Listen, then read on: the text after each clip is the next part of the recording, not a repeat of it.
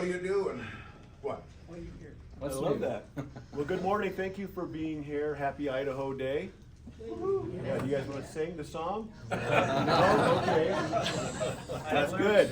I call it Bjerke Legislative District 5, so I'm kind of right in the thick of the district, and I'm pleased to see a bunch of constituents out here that care about the issues.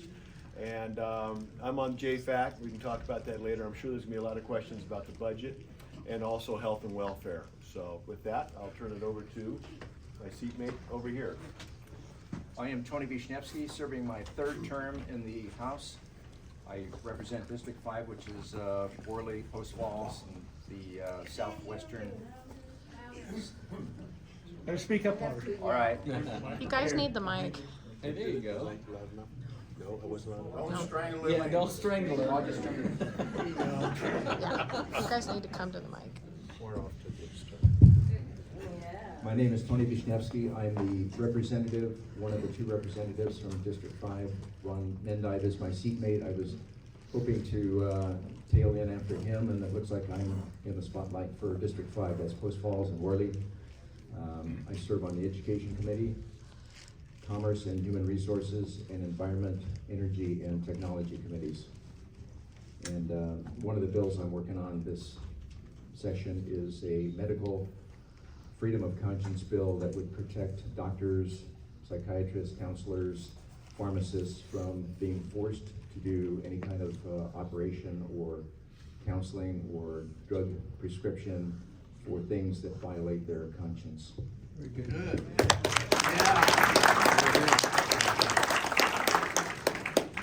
So I've got a good outside voice, right? Dale Hawkins, Legislative District 2, in case you don't know, that's Clearwater County, it's Benewah County, Shoshone County, the east and north side of Kootenai County, and a little sliver of Bonner County. So Heather Scott is my seatmate, and Phil Hart is our senator. And from Heather's house to the other end of the district is about a 5-hour drive, so it's a little bit long. And we encircle you, so you are surrounded. I am on House Ed, and that's where you all should go, because it's not fun. I am also in local government and commerce and human resources. And one of the bills that I have will be on the floor Tuesday. Almost made it on the, it's on the calendar, is to eliminate the possibility of Idaho being infected with ranked choice voting. So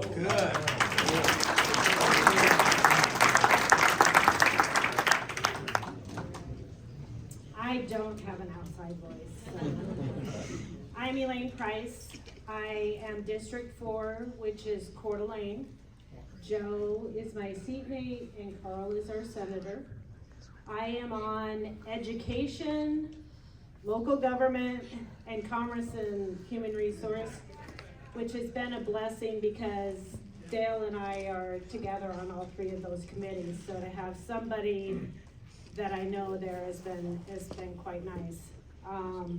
Education has been quite a education committee has been quite a challenge this session. And I'm glad to be here to get recharged to go back down and face some more. I have two bills that I presented, and I know I said in the last town hall that I wasn't going to present bills, but I was given the opportunity, so I did it.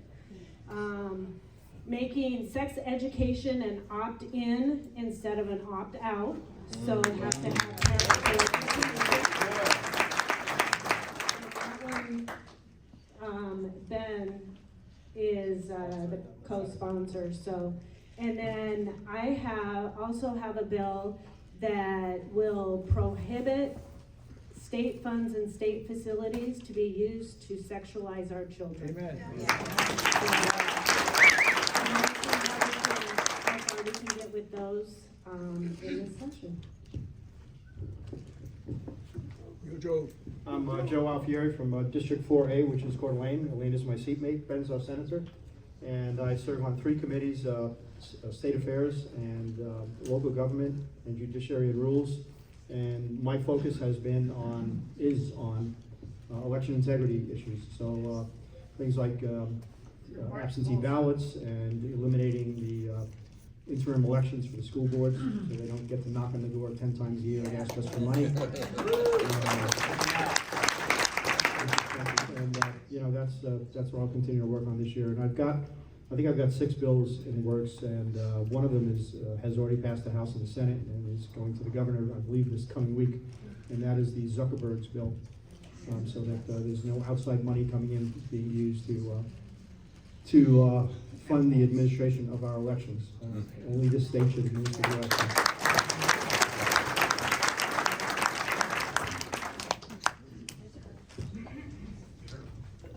Good morning, my name is Doug Okuniewicz. I'm the senator from Legislative District 3 in Hayden. I serve on 2 committees in the Senate. One is resources, which deals with water, water, trees, mining, things like that. I'm also the chairman of the Senate Transportation Committee. I've got a number of bills in the works right now. This has been a pretty busy week or two. Probably I'll start with I've got one that deals with crimes against children.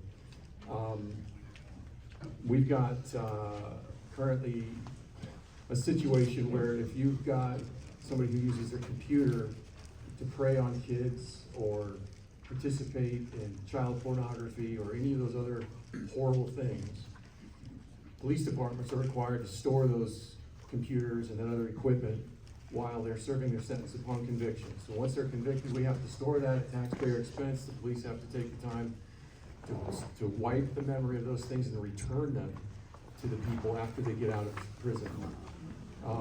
My bill will make it to where we destroy those things. I don't think we should be returning the gun to the murderer.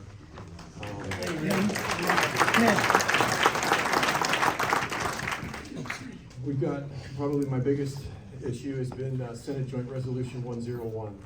That came off the Senate floor this week.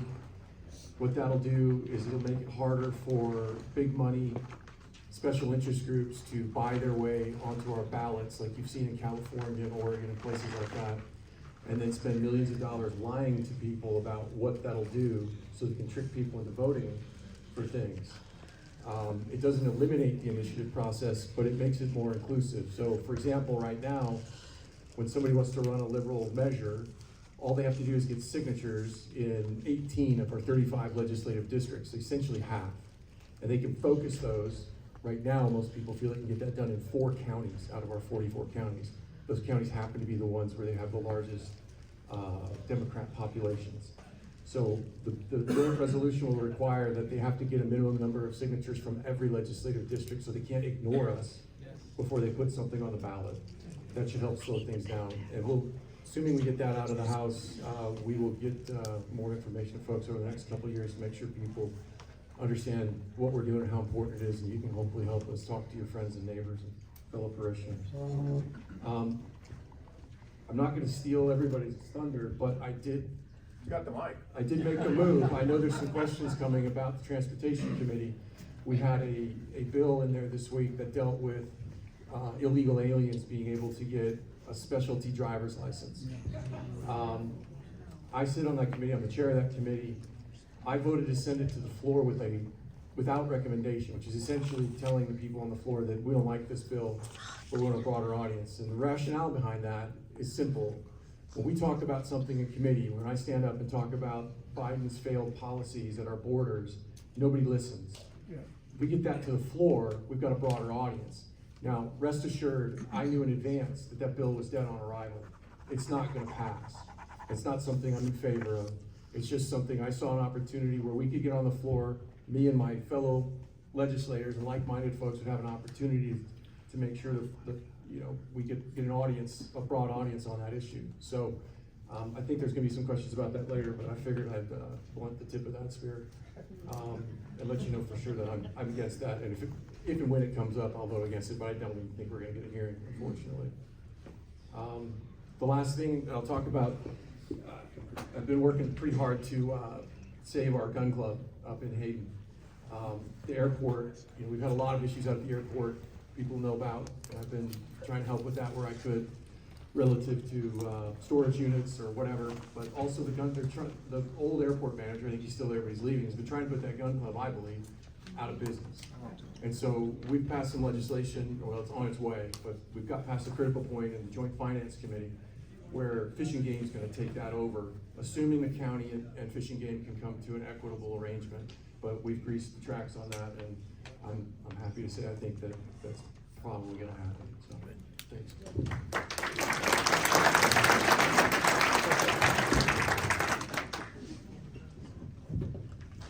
Good morning. Thank you guys all for being here.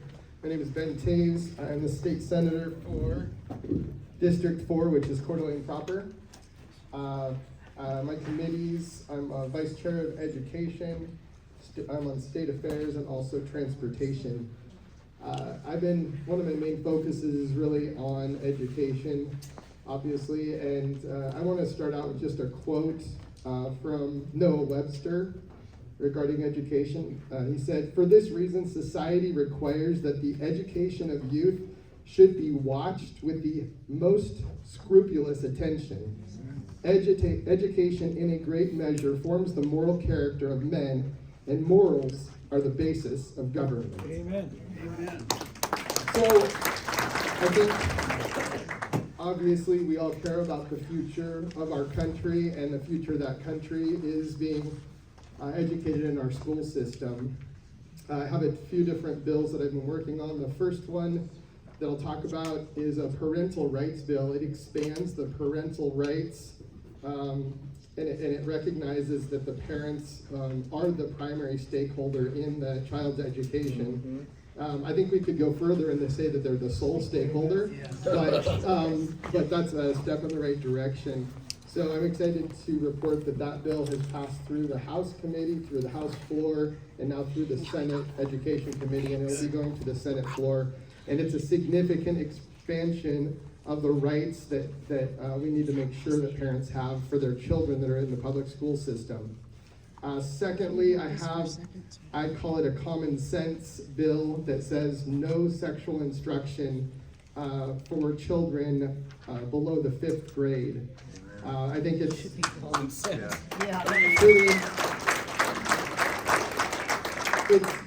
it's not controversial in this room maybe, but I've gotten a lot of pushback on it, amazingly.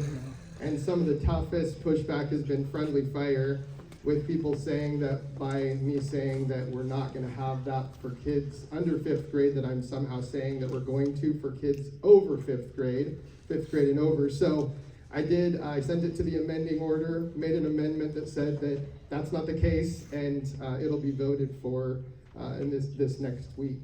So I'm excited about that. I'm sponsoring on the Senate side the bill that Representative Price talked about, that it puts sex ed into an opt-in situation instead of an opt-out. I think that's healthy. And I have another, I also, probably my biggest lift is a bill that was just, that I'm sponsoring on the Senate side, and the bill was just at its hearing in House State Affairs, and that will allow no sexual performances with minors present.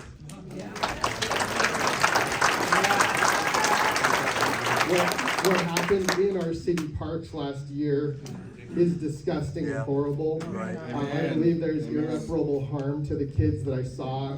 I mean, their faces still haunt me, that I saw them watching this go on. And it's the bill is really cool because it's not singling out any group.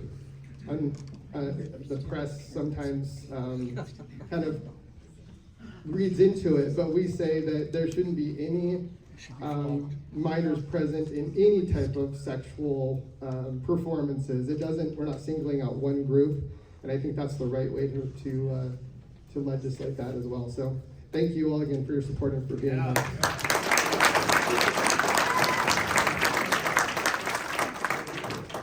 I'll use my outdoor voice. My name is Phil Hart. I'm the senator from Legislative District 2. Dale is my seatmate in District 2. I sat on the end because I'm left-handed. And I have 3 bills that are in the system still. There's 2 that are hopefully gonna pass. There's 1 that I'm gonna have an informational hearing on. I started out with 6. Typically about 1/3 of all bills that get written get signed into law, so so my efforts are following those averages. The bill that I'm gonna only have an informational hearing on is a bill that would require voting machines to use only software that's open source software, and that the software code and the machine language would be released to the public, so anyone who's an expert in that area could check and see if the software is doing what it's supposed to do. Right now, we have basically black box software that's intellectually protected property. It's not that complicated to write the software. There's no reason why it needs to be intellectually protected, and we need more transparency in how our voting machines are counting votes. So, Kootenai County does I think they call it a logic test before the election and after the election, but that doesn't solve the problem, because you could write software that counts votes in a different way between 9 o'clock at night and 10:37 at night, or whatever you wanted to do. It's a black box. We don't know what's going on inside that black box. So what I have to do is I have to convince Senate State Affairs that this is a real issue, and if I do, then next year I'll probably have the bill run through the system. But my bill had an effective date on it of January 1, 2027, so I got some time to work with there. So the other two bills I have that are hopefully gonna pass is, one is a resolution about Roe v. Wade being overturned by the Dobbs decision. So I read the Dobbs decision, and it's beautifully written Supreme Court decision, makes a lot of sense. It held that there was no constitutional right to an abortion in Roe v. Wade, and it said in there multiple times that abortion is an issue for the state. There's no constitutional right in the U.S. Constitution making it a federal issue. So what my bill would do is it would request Congress restrict the jurisdiction of the federal courts from hearing abortion cases that relate to legislative power to legislate on abortion. That's state legislative power. Most people don't realize it, but the only court created by the Constitution was the United States Supreme Court. All other lower federal courts were created by Congress, and Congress has the ability to restrict their jurisdiction. And from time to time they've done it. They've done it here in Idaho on a bill that I ran through the House in 2011 when I was a House member, and that was a bill to declare a wolf emergency. The wolves were on the endangered species list managed by the federal government. When the bill got out of committee, or out of the legislature, before the governor signed it, Congress took the wolves off the endangered species list, restricted the jurisdiction of the federal courts from hearing cases on what Congress had just done. A bunch of people sued because the wolves the management of the wolves, by taking them off the endangered species list, were transferred to the state. So the state now had management authority over the wolves. A bunch of people sued. The cases were dismissed because the lower courts did not have jurisdiction to hear those cases. And just last year, there was a federal court case in Oakland, California for the lower 48 states where defenders of wildlife were after more regulation on wolf populations, and Idaho was carved out of that case because they can't sue on that issue in Idaho. So I went to the Attorney General's office. I said, how much money did we save? They said we saved about $1 million because we didn't have to litigate the case. And then the other bill that I have in the system that hopefully will get a hearing in the Senate is a bill that would allow the state treasurer to put money in gold and silver bullion. The state treasurer has a lot of money that they have to manage. They have got to park that money somewhere. Right now, there's 13 items on her list of where she can park money, and we're trying to add a 14th item, which is gold and silver bullion.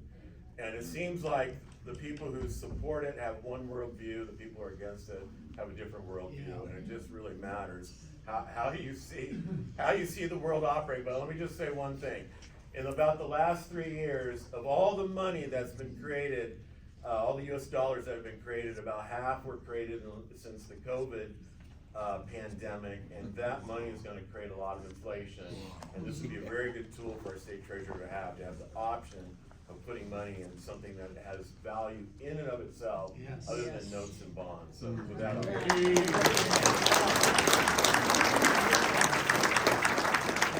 Vito, welcome. I am sorry I've been late. Someone was walking out saying that you couldn't hear very well. So, there's a microphone? Yes. Okay, well, they said they couldn't hear, so I think I'll be okay. I just want to make sure everybody can hear. Can you all hear him? No. Phil, That's all it goes. That's all right. stand in front of these. Uh-oh.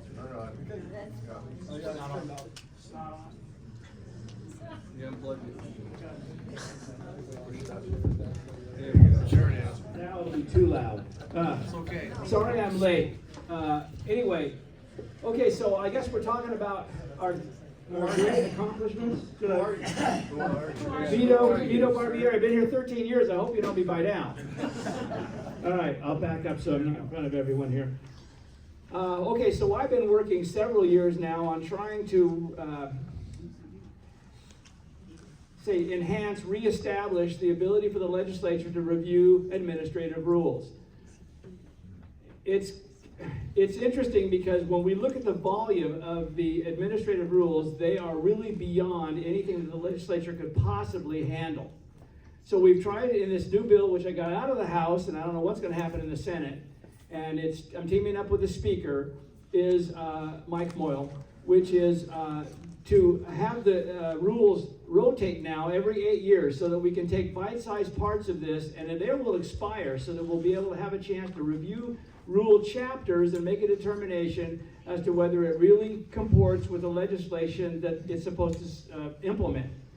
One of the things that we're looking at is, well, of course, there was this big push by the executive branch a couple of years ago to eliminate some of the words in the administrative rules. So instead of really looking at the substance, they just cleared out about 30% of the extraneous words. Same issue, same substance, but without really reviewing those, whether or not it really implements what we've been passing in statute. So one of the problems, of course, is, and I think you've heard us talk about it before, is that rules are not treated the same as bills. And a bill, of course, has got to be passed by both houses. With a rule, unless it's a fee rule, with a rule, one house or the other passes it, it becomes a rule. So if one of the houses rejects that rule, and the other house, the agencies are doing a good job of playing us off of one another, the other house determines that it's something that is okay with them, then it becomes a rule, it becomes effective.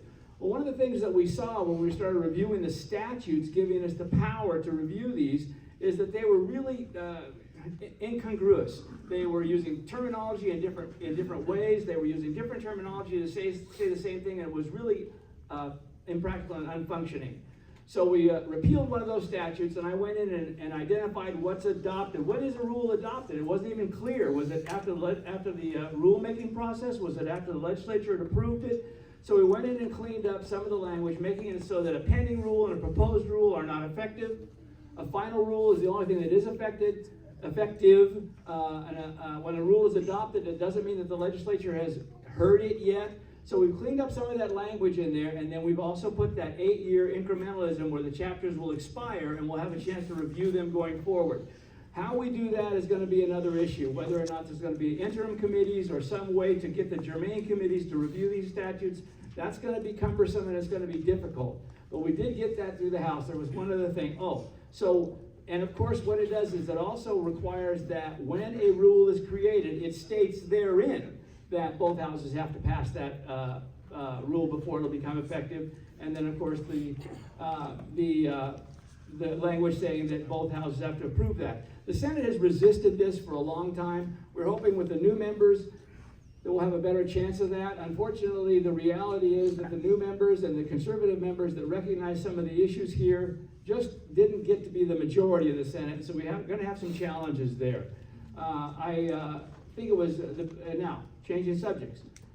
Biggest disappointment yesterday was when Representative Scott tried to get a bill that would eliminate all of the executive branch, what am I thinking of? Memberships, dues. She identified over $7 million in memberships and dues to other non-governmental organizations. NGOs. I think she said 4,200 line items. And It didn't pass. We couldn't get it out of the House. So that kind of scares me, that here's an opportunity to eliminate $7 million of waste. They can come back and they could say, look, this is important for our career. This is important for us to function. They could come back and review these and say, look, these we need. But to go through and try and cherry pick those and say, okay, we're going to eliminate these and we're going to eliminate that would even be more difficult. Well, the resistance was very intense, and I was not able to stand. I had to get to the plant, get to the airport. So I put my vote in and then left, and then heard that it didn't pass. Very disappointing that the legislature itself, and this is one of the things, and I got a note from a text from a friend. Gee, I thought Idaho was conservative. We are conservative. It's just the legislature that is not. And how that happens, it reminds me of everybody when we talked about public schools 20 years ago. Public schools are horrible, except for mine. Mine's okay. Right. And that's the same way we have with our legislators, and I'm not saying up here because we have a great, group up here. But man, in the southeast and even in the south, they just don't reflect the true conservative values that the population, the voters do. I've taken enough time. I guess we're going to take questions now. Thank you very much.